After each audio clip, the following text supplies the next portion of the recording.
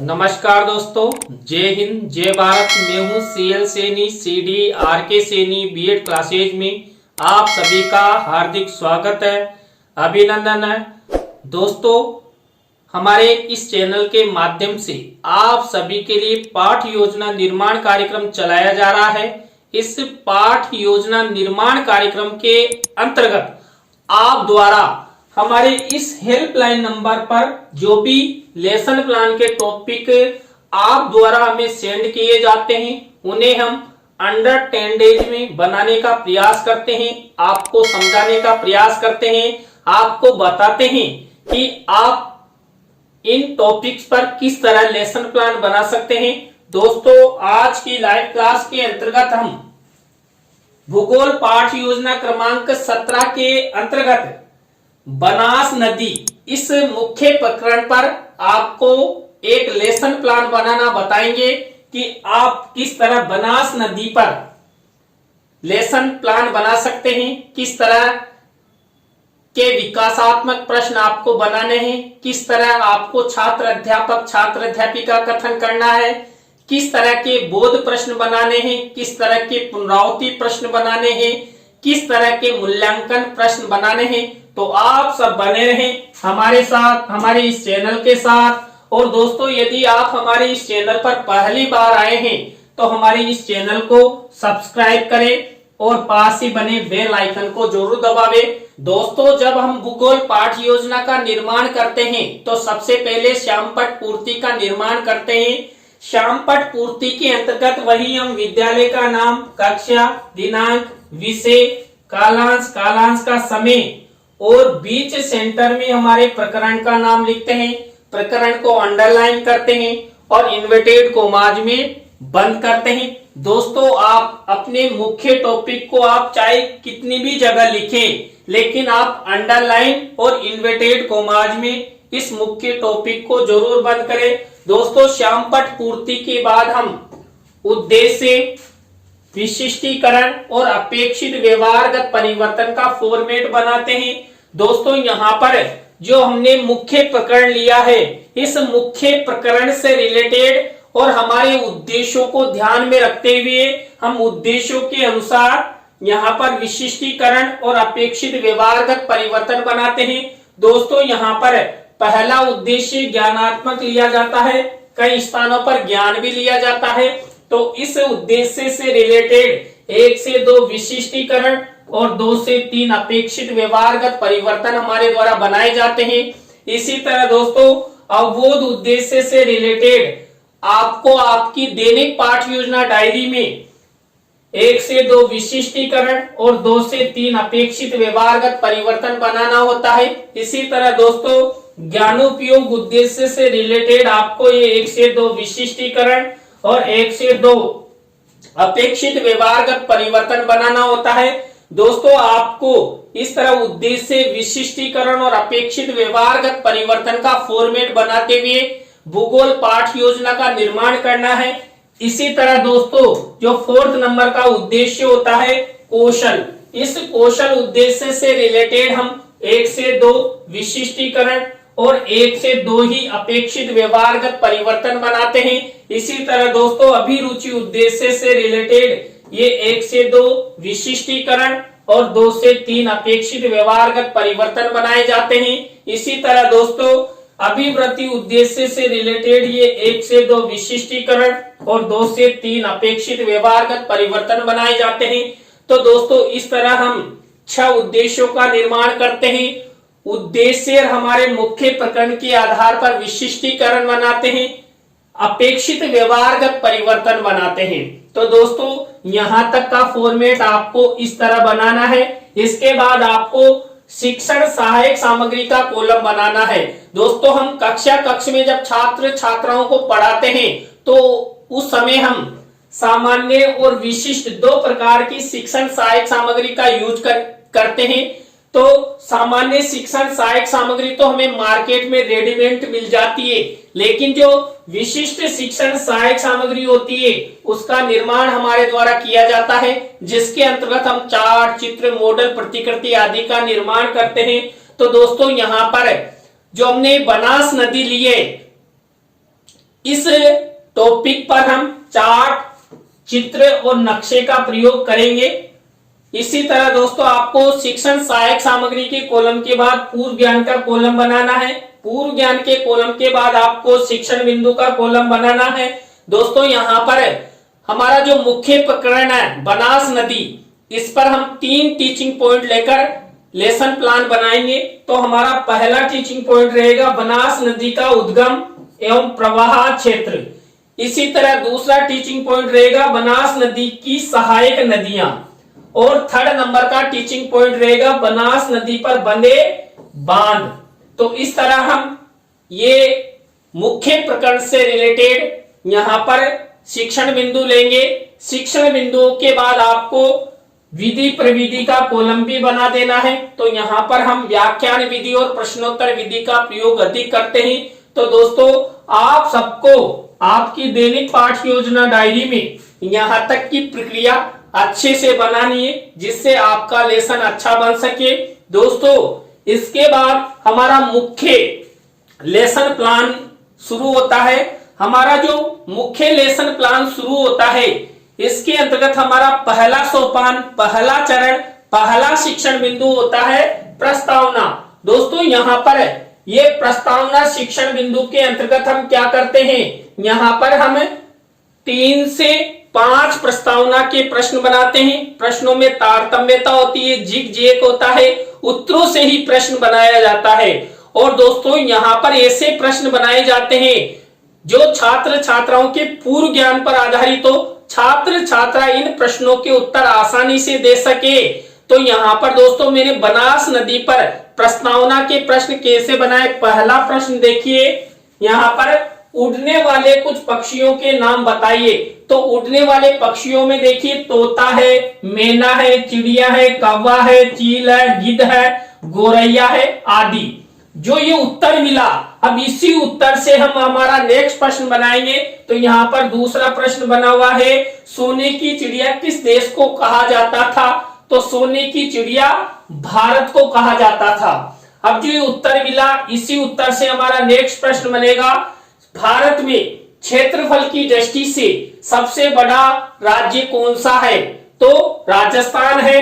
अब इसी राजस्थान से हमारा नेक्स्ट प्रश्न बनेगा, राजस्थान की प्रमुख नदियों के नाम बताइए। तो राजस्थान में जो प्रमुख नदियां हैं ये चंबल है, बनास है, माई नदी है।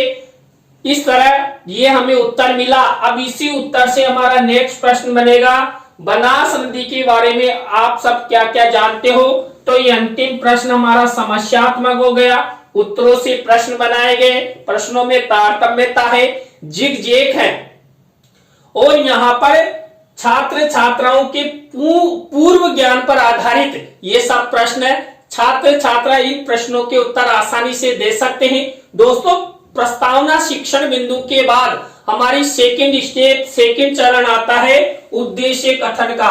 तो दोस्तों यहाँ पर उद्देश्य कथन किया गया है कि बच्चों आज हम सब बनास नदी का उद्गम, प्रवाह क्षेत्र, सहायक नदियों एवं बनास नदी पर बने बांधों पर विस्तार पूर्वक चर्चा करेंगे। तो दोस्तों आप सब बने रहें हमारे साथ, हमारे इस चैनल के साथ। और दोस्तों यदि आप हमारे इस चैनल पर पहली बार आए हैं तो हमारे इस चैनल को सब्सक्राइब करें और पास ही बने बेल आइकन को जरूर दबावें। तो दोस्तों यहाँ पर प्रस्तावना और उद्देश्य कथन के बाद हमारी 3rd नंबर की स्टेप आती है पाठ प्रस्तुतिकरण, लेसन प्रेजेंटेशन। जो ये लेसन प्रेजेंटेशन होता है, इसके अंतर्गत हमने जो आपको 3 टीचिंग पॉइंट बताए थे उन पर हम पाठ योजना का निर्माण करते हैं। तो दोस्तों यहाँ पर हमारा पहला टीचिंग पॉइंट था बनास नदी का उद्गम एवं प्रवाह क्षेत्र। अब इसी टीचिंग पॉइंट से रिलेटेड हम क्या करेंगे, सबसे पहले हम विकासात्मक प्रश्न बनाएंगे। तो यहाँ पर देखिए ये 3 विकासात्मक प्रश्न बनाए गए हैं और उनके उत्तर लिखे गए हैं। अब इसी तरह इसी टीचिंग पॉइंट से रिलेटेड हम क्या करेंगे, छात्र अध्यापक छात्र अध्यापिका कथन। अब यहाँ पर बनास नदी का उद्गम एवं प्रवाह क्षेत्र से रिलेटेड ये छात्र अध्यापक छात्र अध्यापिका कथन किया गया है। इसी टीचिंग पॉइंट से रिलेटेड कोई मुख्य शब्द है, सेंटेंस है या परिभाषा है, उसको हमें यहाँ पर श्यामपट्ट कार्य वाले कॉलम में ब्लैक शीट पर यहाँ पर सिल्वर कलर के पेन से लिख देते हैं। अब इसी छात्र अध्यापक छात्र अध्यापिका कथन से रिलेटेड हम यहाँ पर शिक्षण सहायक सामग्री के कॉलम में इस तरह देखिए, यहाँ पर बनास नदी का जो उद्गम है और उसका प्रवाह क्षेत्र है उसको नक्शे के माध्यम से दिखाया है। तो इस तरह आपको ये मिनीचर यहाँ पर शिक्षण सहायक सामग्री के कॉलम में लगाना है। दोस्तों, छात्र अध्यापक छात्र अध्यापिका कथन के बाद हम इसी टीचिंग पॉइंट से रिलेटेड बोध प्रश्न बनाते हैं। तो दोस्तों, यहाँ पर मेरे द्वारा बनास नदी का उद्गम एवं प्रवाह क्षेत्र पर ये बोध प्रश्न उत्तर बनाए गए हैं। तो आपको इस तरह ये बोध प्रश्न उत्तर बनाने हैं। दोस्तों, इस तरह हमारा पहला टीचिंग पॉइंट कंप्लीट होता है। पहले टीचिंग पॉइंट में हमने सबसे पहले क्या किया, सबसे पहले विकासात्मक प्रश्न बनाए, छात्र अध्यापक छात्र अध्यापिका कथन किया और बोध प्रश्न बनाए। तो इस तरह हमारा ये पहला टीचिंग पॉइंट कंप्लीट। अब हमारा दूसरा टीचिंग पॉइंट शुरू होता है। दोस्तों, हमारा दूसरा टीचिंग पॉइंट है बनास नदी की मुख्य सहायक नदियां। अब यहाँ पर वही प्रक्रिया अपनाएंगे, सबसे पहले विकासात्मक प्रश्न। तो ये दोस्तों यहाँ पर बनास नदी की मुख्य सहायक नदियों से रिलेटेड ये विकासात्मक प्रश्न उत्तर बना दिए। अब इसी टीचिंग पॉइंट से रिलेटेड हम छात्र अध्यापक छात्र अध्यापिका कथन करेंगे। अब इसी छात्र अध्यापक छात्र अध्यापिका कथन से रिलेटेड कोई मुख्य शब्द सेंटेंस को श्यामपट्ट कार्य वाले कॉलम में ब्लैक शीट का निर्माण करके सिल्वर कलर के पेन से इस तरह लिख देंगे। और इसी से रिलेटेड यदि हम छात्र छात्राओं को चित्र दिखाना चाहते हैं तो हमें शिक्षण सहायक सामग्री के कॉलम में इस तरह यहाँ पर राजस्थान के नक्शे में हमने यहाँ पर छात्र छात्राओं को दिखाने के लिए बनास नदी के बारे में इस तरह बनास नदी को दिखाते उसकी सहायक नदियों को यहाँ पर दिखाया है। तो दोस्तों, ये छात्र अध्यापक छात्र अध्यापिका कथन हुआ। इसी छात्र अध्यापक छात्र अध्यापिका कथन के बाद दोस्तों हमें इसी टीचिंग पॉइंट से रिलेटेड हमें बोध प्रश्न उत्तर बनाते हैं। तो दोस्तों, यहाँ पर देखिए ये बोध प्रश्न उत्तर हमारे द्वारा बनाए गए हैं। ये 3 बोध प्रश्न उत्तर हमारे द्वारा बनाए गए हैं। तो दोस्तों, इस तरह हमारे 2 टीचिंग पॉइंट कंप्लीट हो चुके हैं। यहाँ पर भी हमने वही प्रक्रिया अपनाई। सबसे पहले विकासात्मक प्रश्न उत्तर, छात्र अध्यापक छात्र अध्यापिका कथन और बोध प्रश्न उत्तर। दोस्तों, इसके बाद हमारा 3rd नंबर का टीचिंग पॉइंट शुरू होता है। 3rd नंबर का टीचिंग पॉइंट है बनास नदी पर बने बांध। तो देखिए, जो बनास नदी राजस्थान में बहती है, इस पर कौन कौन से बांध बंधे हुए हैं या निर्माण कार्य चल रहा है, इनके बारे में हम चर्चा करेंगे। तो सबसे पहले हम वही विकासात्मक प्रश्न बनाएंगे। तो ये विकासात्मक प्रश्न हमारे द्वारा बनाए गए हैं। विकासात्मक प्रश्नोत्तरों के बाद वही हम यहाँ पर छात्र अध्यापक छात्र अध्यापिका कथन करेंगे। तो यहाँ पर दोस्तों देखिए, बीसलपुर बांध से रिलेटेड छात्र अध्यापक छात्र अध्यापिका कथन किया गया है। इसरदा बांध से रिलेटेड ये छात्र अध्यापक छात्र अध्यापिका कथन किया गया है। तो दोस्तों, इस तरह आपको ये छात्र अध्यापक छात्र अध्यापिका कथन करना है। इसी छात्र अध्यापक छात्र अध्यापिका कथन से रिलेटेड कोई मुख्य शब्द सेंटेंस को श्यामपट्ट कार्य वाले कॉलम में ब्लैक शीट का निर्माण करते हुए सिल्वर कलर के पेन से लिखना है। अब इसी छात्र अध्यापक छात्र अध्यापिका कथन से रिलेटेड हम क्या करेंगे, यदि छात्रों को चित्र दिखाना चाहते हैं तो शिक्षण सहायक सामग्री के कॉलम में चित्र मिनीचर के रूप में लगाएंगे। तो यहाँ पर देखिए, ये बीसलपुर बांध का चित्र है और जो इसरदा बांध का निर्माण कार्य चल रहा है उसका ड्रीम प्रोजेक्ट यानी नक्शा कैसा है उसका यहाँ पर चित्र लगाया गया है। तो इस तरह आपको ये मिनीचर लगाना है। अब इसी टीचिंग पॉइंट से रिलेटेड जो छात्र अध्यापक छात्र अध्यापिका कथन किया उसमें से हमें बोध प्रश्न उत्तर बनाएंगे। तो दोस्तों, यहाँ पर ये बोध प्रश्न हमारे द्वारा बनाए गए हैं। तो इस तरह आपको 3 टीचिंग पॉइंट लेकर सबसे पहले वही आपको विकासात्मक प्रश्न उत्तर बनाने हैं, छात्र अध्यापक छात्र अध्यापिका कथन करना है और बोध प्रश्न उत्तर बनाने हैं।